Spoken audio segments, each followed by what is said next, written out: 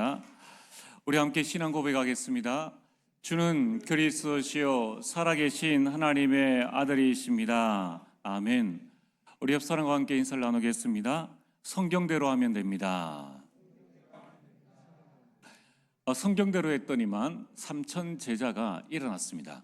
오늘 말씀의 제목은 삼천 제자의 비밀입니다. 여러분이 가끔 그런 생각을 혹시 안 해보셨습니까? 과연 나는 세계복음화에 쓰임받을 수 있는가? 또 우리 교회는 세계복음화에 어떤 역할을 감당할 것인가? 그럼 여기에 대한 여러분이 확신이 있어야 됩니다. 그래야지 가정복음화에 대한 실제적인 언약을 붙잡을 수 있고, 나에게 확신이 있어야지 가문복음화에 대한 응답을 딱 붙잡아서 이제 오늘 찬양처럼 여러분들의 비전 속에 한 가정이 한 교회를 살린 만큼의 응답, 한 가문이 한 나라를 살리고 한 명의 선교사를 파송할 만큼의 그런 응답들을 실제적으로 누릴 수 있다는 겁니다. 자, 그러면은 과연 나는 직장 생활을 하고 있고, 과연 나는 학교에서 이런 생활을 하고 있는데 과연 하나님이 나를 쓰실 것인가? 과연 하나님께서 우리 교회를 사용하실 것인가? 자, 어떻게 하면 되겠습니까?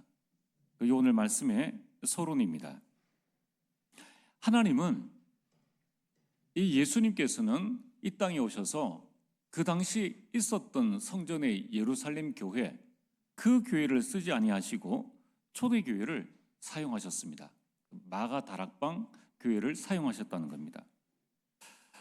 그럼 지금 예루살렘 성전에는 대제사장들이 있죠. 또 많은 제사장들이 있습니다. 또 서기관들과 바리새인들, 많은 율법학자들이 있었다는 겁니다. 초대교회 제자들하고는 비교를 할 수 없는 그런 어마무시한 사람들, 능력과 실력과 배경과 학력이 뛰어난 어마어마한 그런 사람들이 예루살렘 성전에 있었습니다. 근데 예수님은 그들을 부르지 아니하셨어요. 아예 처음부터 한번 시험 삼아서 제사장이나 다른 사람을 부르지 아니하시고 처음부터 12제자를, 그리고 마가 다락방 초대교회를 통해서 복음을 전파하셨다는 겁니다.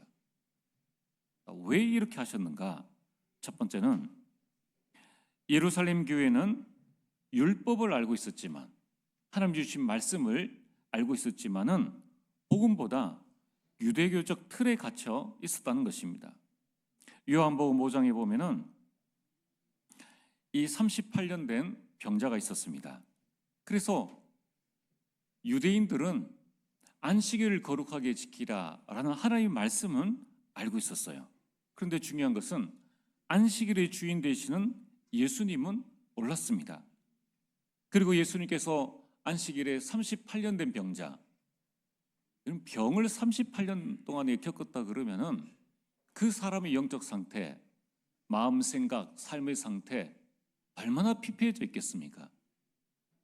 그를 예수님께서 고치셨는데 중요한 것은 왜 안식일에 고쳤느냐?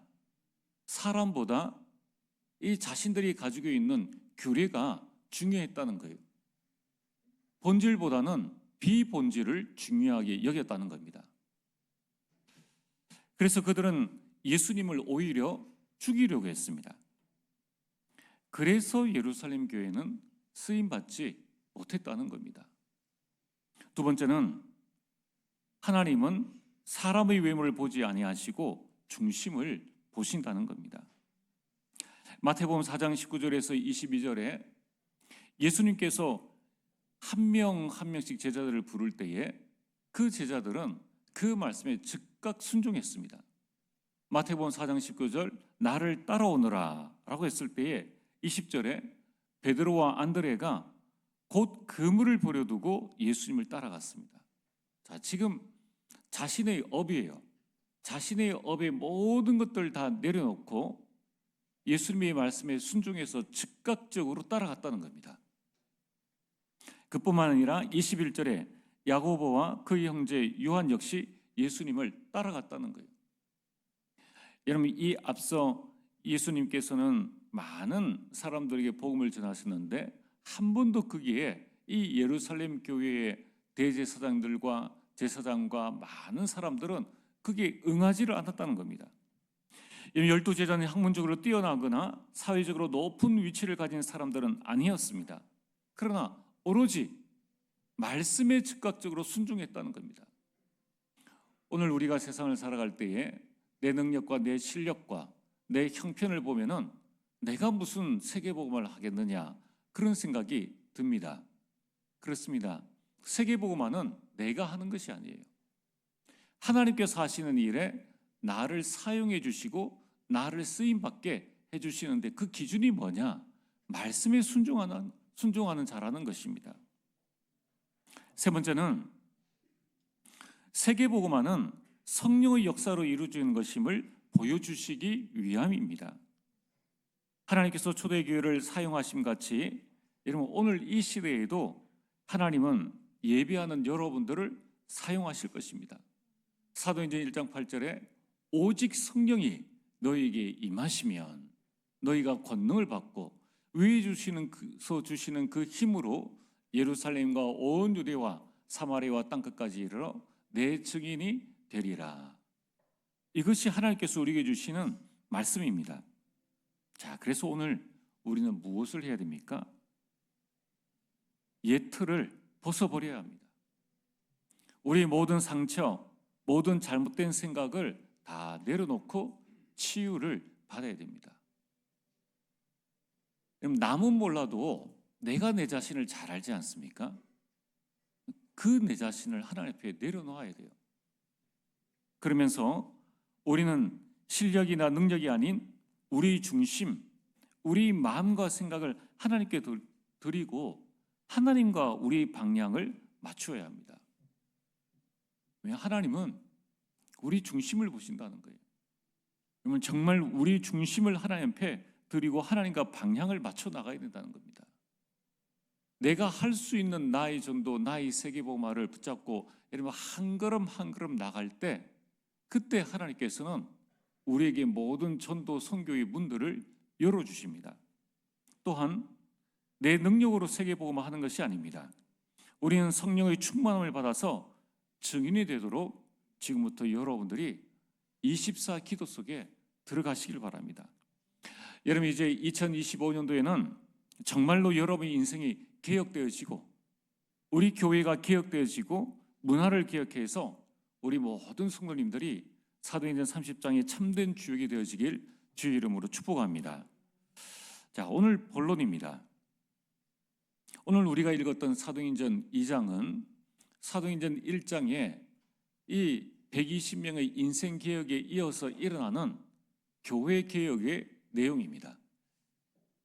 우리 인생은 언약을 붙잡을 때 완전히 바뀌어집니다.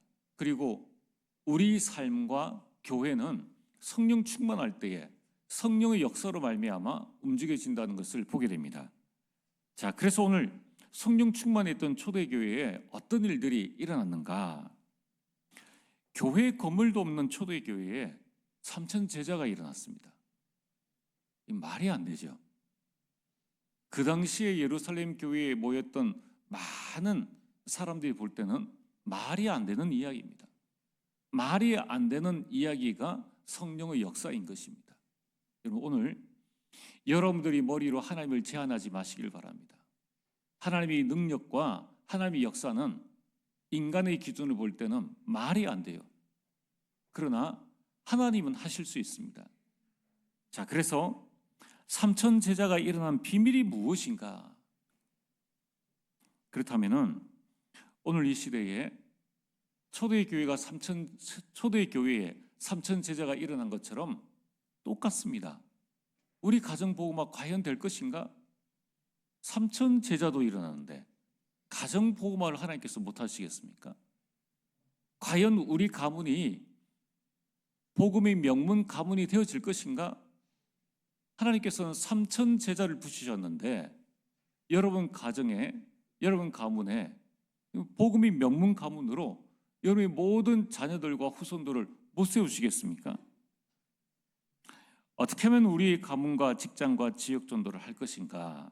여기에 대한 답을 오늘 여러분이 확실하게 붙잡으시길 바랍니다. 첫 번째,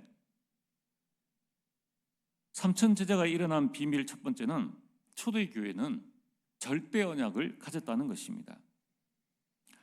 그들은 갈보리산 언약을 확실하게 붙잡고 있었습니다. 마태복음 16장 16절에 예수가 그리스도임을 알았기 때문에 그들은 모였다는 겁니다. 그리고 요한복음 19장 30절에 이 그리스도가 우리 인생의 모든 문제를 십자가에서 다 해결하셨다. 이제 내 인생 끝이다. 내 인생은 완전히 해방함을 받았다.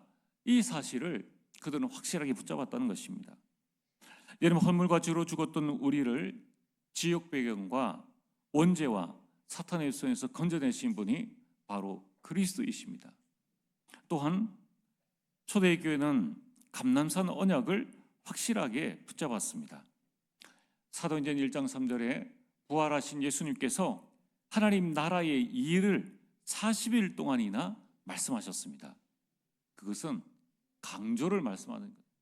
계속 반복해서 각인하고 뿌리 내리고 체질 내렸던 것입니다. 뭐냐면은 세상은 이미 흑암과 사단이 완전히 붙잡고 있고 귀신 들린 자, 네피림 시대가 되어졌기 때문입니다. 그래서 하나님 나라가 이 제자들의 영혼 속에 임하도록, 그래서 사탄 나라가 무너지고 구원받을 수 있는 그 응답들을 증거할 수 있도록끔 하셨다는 것입니다. 오늘 여러분들이 붙잡아야 될 게 뭡니까? 나를 붙잡는 것이 아니라 하나님 나라의 일을 붙잡아야 한다는 것입니다. 여러분이 감람산 언약을 붙잡을 때에 가정의 흑암이 꺾이고 가정이 복음화되어지는 일들이 일어나는 것입니다. 여러분, 앞으로 여러분 인생에 하나님 나라가 임하면은 가문이 복음화되어지고 237 나라 5천 종족이 복음화되어지는 그날이 반드시 온다는 것입니다. 자, 그래서 오늘 여러분들이 아침에 일어나시면은 무엇을 하십니까? 그러면 아침에 일어나셔서 계속 하나님께서 나에게 주신 하나님 나라의 어마어마한 신분과 배경을 가지고 기도하시길 바랍니다. 그리고 확인하셔야 돼요. 부활하신 예수 그리스도께서 지금 성령으로 내 안에 계시고 그 성령께서 나의 삶을 인도하시고 나의 모든 기도에 응답하여 주심을 감사를 드립니다. 오늘 내가 가는 모든 현장에 흑암 세력을 꺾어주시고 내가 가는 길 앞서 하늘의 천군천사를 보내주시고 이제 하늘나라의 배경으로 이 땅을 살아가며 세계복음화의 증인으로 설 것을 믿습니다. 이게 하나님 나라의 일인 거예요. 여러분, 그걸 입으로 늘 고백하시길 바랍니다. 초대교회는 마가다락방 언약을 가졌습니다. 사도행전 1장 8절에 약속하신 성령 충만을 그들이 분명히 붙잡았다는 겁니다. 성령 충만 받으면 땅끝까지 이르러 증인이 될 것이다.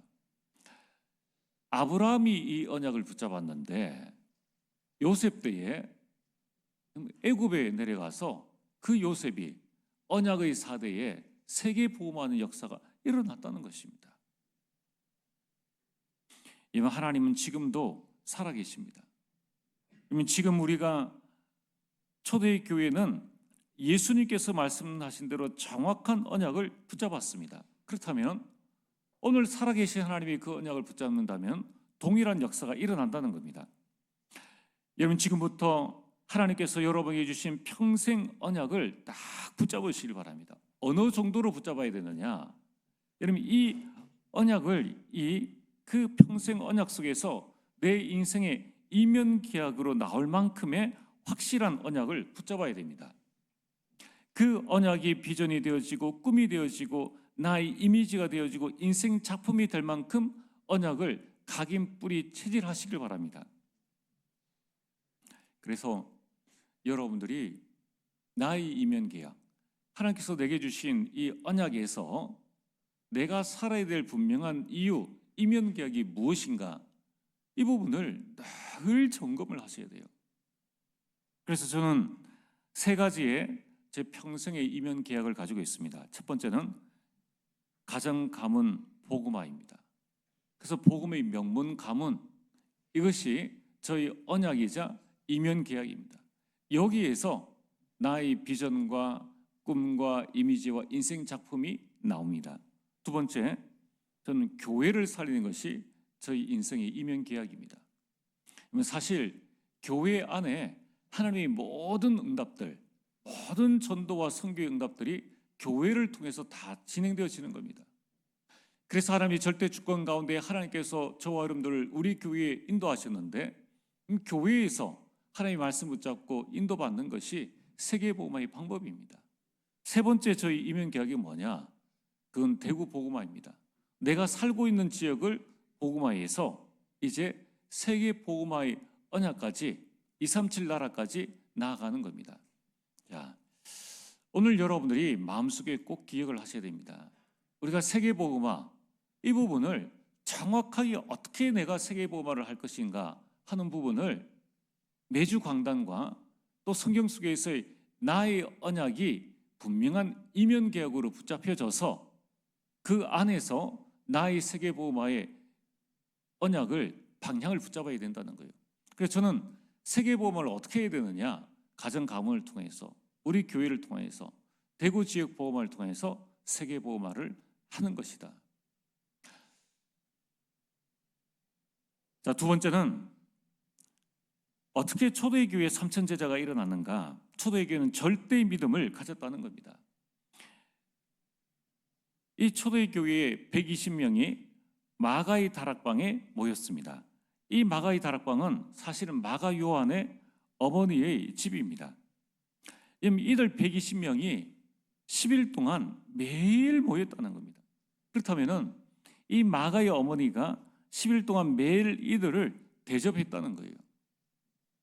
그럼 참 우리 교회 눈에 보이지 않는 곳에서 헌신하는 분들 가운데에 참 주방 헌신을 이렇게 많이 우리 성도님들이 이렇게 하십니다. 그럼 세계 복음화를 어떻게 할 수 있느냐? 내게 주신 이 현장에서 우리 교회 성도들 렘넌트를 섬기는 것이 세계 복음화입니다. 자, 여러분들 5천 종족을 어디서 만나지요? 내가 어떻게 5천 종족에 다 갈 수 있습니까?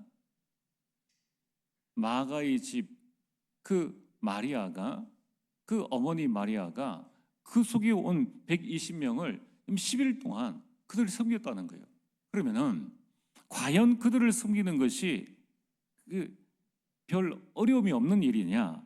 그게 아니라 여러분 이 당시에는 유대교의 감시가 있었습니다. 어느 정도로 감시가 있었냐면은 심지어 예수님을 잡아가지고 십자가에 못 박아 죽이는 그런 사건까지 일어났다는 겁니다. 그래서 제자들이 예수님을 전파하는 것을 막으려고 했습니다. 나중에 사도행전 4장 1절에 3절에 보면은 안전뱅이를 낫게 한 이 베드로, 네가 왜 예수를 전파했느냐 하면서 종교 법정에 세워버립니다. 자, 이런 상황 가운데서 120명을 자기 집에 그 자리에서 기도할 수 있도록끔 이런 그 공간을 허락해 줬다는 거예요. 이거는 절대 믿음 아니고서는 할 수 없는 일입니다. 게다가 강대국 로마는 이 예수님을 반역자로 몰았다는 겁니다. 예수님을 유대인의 왕이라고 불렀습니다. 그래서 유대인들이 예수님을 십자가에 못 박는 것을 허락해 준 거예요. 왜? 유대인의 왕이라고 이야기를 하니까 반역이 일어날 것을 두려워해서 그가 허락을 했다는 것입니다. 여러분, 오늘 우리가 하고 있는 많은 일들 가운데 있는데 우리는 나의 신념을 버려야 됩니다. 하나님 앞에서 내 생각과 내가 가지고 있는 것들을 다 내려놔야 됩니다. 우리는 정말 하나님께서 나에게 주신 이 절대 언약에 대한 절대 믿음만을 가지고 있어야 된다는 거예요. 그래서 히브리서 10장 25절에 모이기를 피하는 자들과 같이 하지 말라. 여러분, 이 교회의 여러 모임이나 우리 전도의 모임이나 구역 모임이나 여러 모임들이 있습니다. 이런 모임이나 교회의 예배를 등한시하지 말라는 거예요. 우리가 주일 오전 예배만 중요하고 오후 예배는 중요하지 않습니까? 수요 예배는 중요하지 않습니까? 우리가 오전 메시지에 이제 성도님들이 오전에 오시고 이제 오후에 메시지를 받고 바로 가시기 때문에 우리가 오전 메시지를 중심으로 해서 말씀과 기도와 전도와 실천상에 대한 부분을 오후에 포럼하라고 말씀을 드립니다. 그거는 꼭 오전 메시지만 붙잡아라, 이것 외에 안 된다, 그게 아니라는 거예요. 여러분, 어찌 살아계신 하나님께서 오전 하나님만 중요하고 오후 하나님만 안 살아계십니까? 여러분, 내 신앙의 기준을 무엇에 두고 어디에 두느냐, 지금은 별거 아니죠. 나중에 시간 지나 보면은 되돌이킬 수 없는 예루살렘 교회와 같은 그러한 우리 신앙이 되어질 수도 있다는 겁니다. 자, 그래서 여러분, 이 절대 믿음을 가지고 있었기 때문에 그들은 사도행전 1장 14절 더불어 마음을 같이하여 오로지 기도에 힘썼다는 겁니다. 모든 사상을 뛰어넘었다는 거예요. 지난번에 말씀드렸지 않습니까? 예수님을 부인한 베드로, 또 도망갔던 제자들, 또 무시당했던 여자들이 모두 다 같이 모였다는 거예요. 그들이 서로를 비난하지 않고 또 자기 자신을 내려놓고 모든 것을 뛰어넘어서 서로 불신앙하지 않고 서로 다투지 않았다는 것입니다. 이들이 더불어라는 말은 함께 마음을 같이하여 원리스에서 오로지 기도하기에 힘썼다는 것입니다. 기도에만 전념했다는 겁니다. 아니, 여러 의견들이 있을 수도 있지도 않습니까? 우리가 기도만 하고 있으면 되겠느냐? 아니, 뭐라고 해야 되지 않겠느냐? 이런 말을 할 수도 있다는 거예요. 여러분, 우리는 하나님에 대한 절대 믿음을 가지고 있어야 됩니다. 하나님께서 역사를 움직이시고 하나님께서 교회를 움직여 나가시고 하나님께서 내 생명의 주관자이시다. 그렇다면 이 믿음으로 나의 환경과 상황과 사람을 뛰어넘어서 오로지 기도에 집중해야 하는 것입니다. 여러분, 한번 점검해 보시길 바랍니다. 기도를 방해하는 요소가 무엇인가? 여러분, 그래서 우리가 예배 전에 사실 회의나 여러 가지 부분을 할 필요가 없는데 어쩔 수 없이 하게 되잖아요. 우리가 회의를 하거나 또는 내 의견을 내놓을 때에 내 의견이 옳다 할지라도 기도하고 예배드리는데 방해가 되어진다면 그것을 접을 수 있어야 된다는 거예요. 우리는 논쟁과 서로의 성도들의 감정의 상함을 통하여서 교회가 원내스 되어지는 일에 방해가 되어진다면 우리 입을 다물어야 된다는 거예요. 근데 참 그렇지 않은 사람들이 너무 많습니다. 앞으로 우리 교회 모든 성도님들은 이 부분들을 딱 마음에 담으시고 정말 기도를 방해하는 요소가 무엇인가? 여러분, 나의 기도, 전도의 기도, 구역의 기도, 교회의 기도를 방해하는 요소를 제거해야 합니다.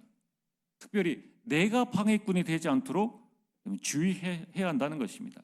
세 번째, 초대교회는 절대 시스템을 가졌습니다. 사도행전 2장 42절이죠. 이미 초대의 교회는 이미 120명의 성도가 3천 제자를 맞이할 준비가 되어 있었다는 거예요. 여러분, 어떻게 생각하십니까? 과연 우리는 무엇을 중심으로 해서 우리가 나가야 될 것인가? 이건 정말 우리가 앞에 있었던 이 초대 교회의 절대 언약과 절대 믿음 가진 120명이 3천 제자 맞을 준비가 탁 되어지니까 생명을 누가 붙입니까? 하나님께서 붙이신다는 거예요.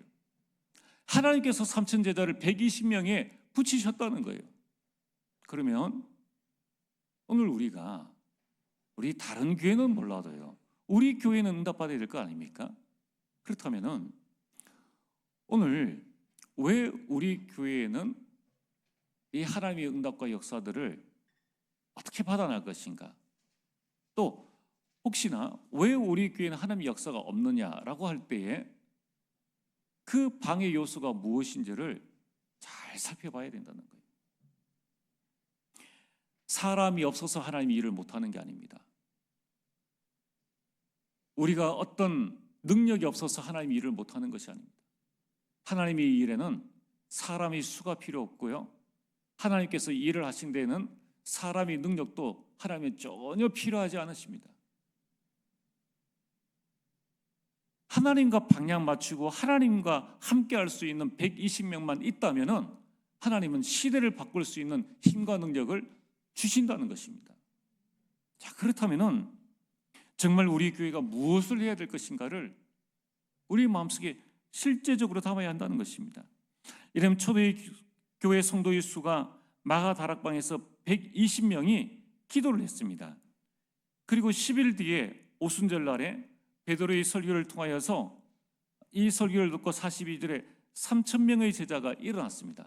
사실 이 3,000명의 제자는 그날 3,000명이 일어난 게 아니에요.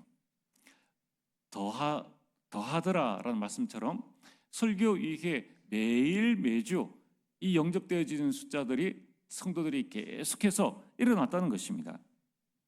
자, 어쨌든 3,000 제자가 일어났다면 초대교회는 3,120명이 되었다는 겁니다. 그러면은 교회는 마비되어집니다. 건물도 없는데요. 그 3,120명이 무엇을 했느냐? 초대교회는 세가족 3,000명에게 첫 번째 사도의 가르침을 받아 사도의 가르침을 전달할 수 있는 말씀 시스템이 있었다는 거예요. 여러분, 우리는 이 시스템을 갖추어야 됩니다. 이제 앞으로 정말 초대교회와 같이 이제 교회가 한 방향으로 이 말씀 사역 훈련을 이 사람 저 사람 하는 것이 아니라 여러분들 정말 우리 마음과 생각을 다 내려놓고 이 120명이 이 3,000명의 제자들에게 똑같이 말씀 운동을 할 수 있도록 보세요. 다시 한번 말씀드리면 전체를 한번 말씀드리겠습니다. 서로 교제하고 서로 말씀 포럼을 했다는 거예요. 교제 시스템이 똑같았다는 것입니다. 3,120명이 원네스가 되어졌다는 겁니다. 그리고 떡을 떼며 성찬과 애찬입니다. 묵상 시스템입니다. 그리스도를 묵상할 때 참된 치유가 일어나지 않습니까? 그리고 기도하기를 힘쓰니라 기도 시스템, 다른 것 전혀 안 하고 3,120명이 기도에 집중했다는 것입니다. 나중에 사도행전 4장에 보면 남자만 5,000명이 돌아오게 됩니다. 이 말은 뭐냐면은 3,120명이 오로지 말씀, 교제, 묵상, 그리고 기도 시스템 속에 다 들어왔기 때문에 남자만 5,000명이면은 거기에 아이와 여자 더하면요 10,000명이 넘습니다. 시스템이 동일하게 똑같이 초대교회는 계속적으로 이 시스템을 가지고 세계복음화의 흐름 속에 들어갔다는 것을 보게 됩니다. 여러분, 계산해 보면은 한 명의 초대교회 성도가 새신자 25명을 양육했다는 겁니다.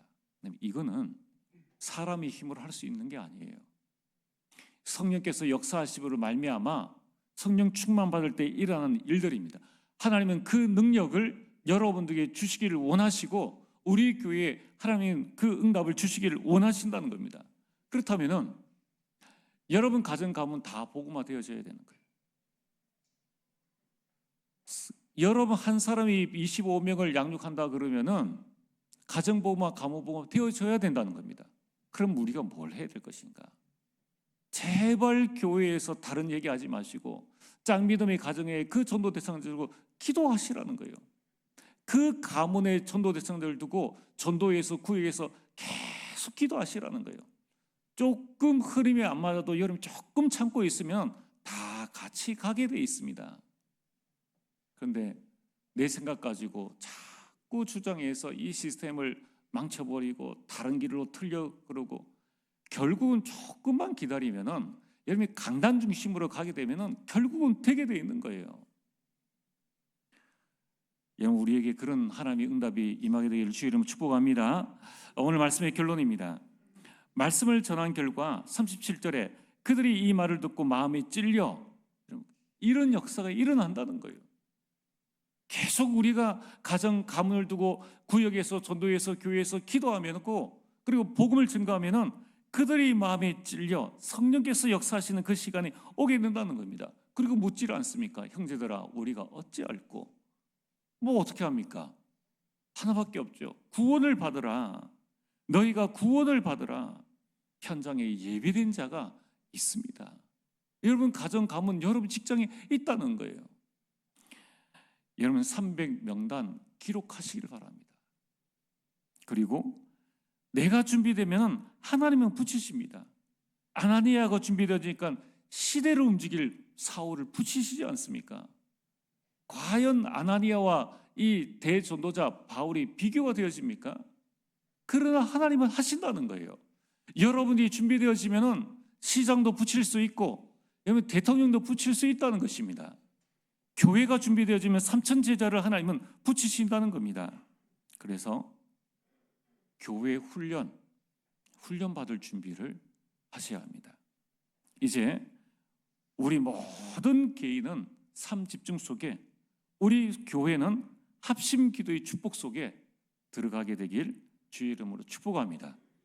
전능하신 아버지 하나님 참으로 감사를 드립니다. 하나님 오직 절대 언약 붙잡고 절대 믿음으로 하나님께서 우리에게 주신 절대 시스템 속에서 이제 3천 제자의 비밀을 가지고 가정 가문 복음하면 귀한 주의 백성들, 나의 현장을 살리는 주의 백성들 될 수 있도록 역사하여 주옵소서. 예수님 이름으로 기도리옵나이다. 아멘.